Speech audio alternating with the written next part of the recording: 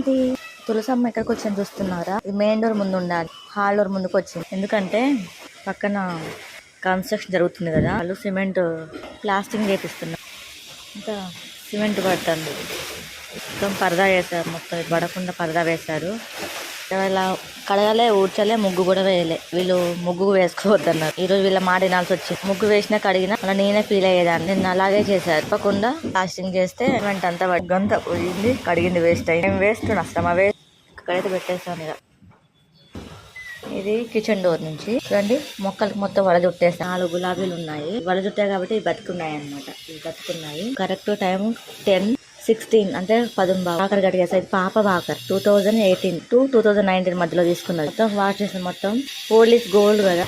ఇక అందులో మొక్కల్ని బతికించుకోవడానికి వాష్ ఏరియా దగ్గర పెట్టేశాను. ఈ చిన్న షార్ట్ వీడియో నచ్చితే లైక్ చేయండి. Thank you for watching. Bye bye, take care all. Bye friends, thank you.